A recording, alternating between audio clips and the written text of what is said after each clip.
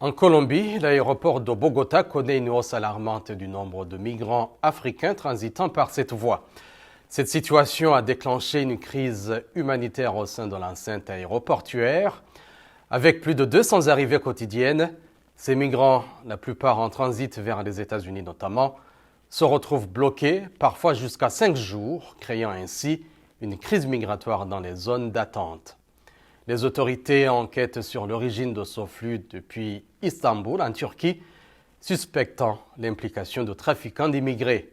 Sur place à Bogota, suivez ce reportage de Jair Diaz, récit avec Yacouba Ouedraogo. Ces scènes se déroulent à l'intérieur du terminal international de l'aéroport El Dorado de Bogota. Plus de 200 migrants africains arrivent chaque jour en tant que passagers en transit. Certains, qui parviennent à entrer en Colombie, doivent attendre jusqu'à 5 jours leur vol de correspondance pour le Salvador ou le Nicaragua.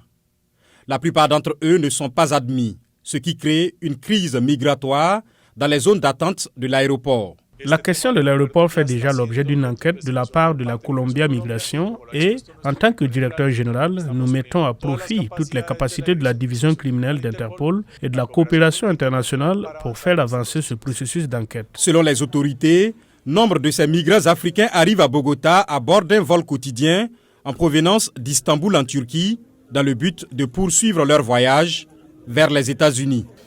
Nous savons qu'il y a des difficultés à l'aéroport. Il y a une zone de personnes inadmissibles. Le problème, c'est que lorsqu'elles arrivent à Colombia Migration, elles sont jugées interdites de territoire dans une salle spéciale et c'est là que les contrôles doivent être renforcés. Les autorités colombiennes préparent des mesures supplémentaires pour accueillir le flux de migrants africains, principalement originaires de la Guinée, du Cameroun, de la Somalie, de l'Angola, du Burkina Faso et d'Érythrée, entre autres.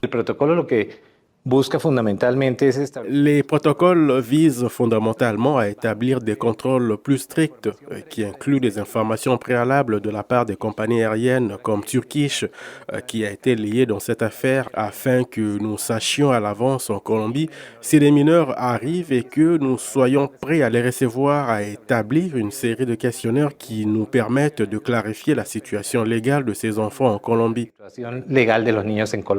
La police cherche à savoir si des trafiquants d'immigrés sont responsables de ce flux de migrants africains se dirigeant vers l'aéroport d'El Dorado. Cette crise migratoire à l'aéroport de Bogota met en évidence les défis des migrations internationales.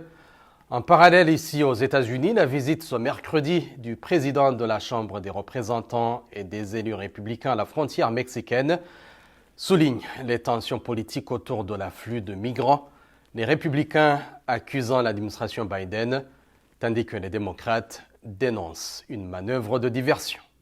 Eric Manilakiza, VOA Afrique, Washington.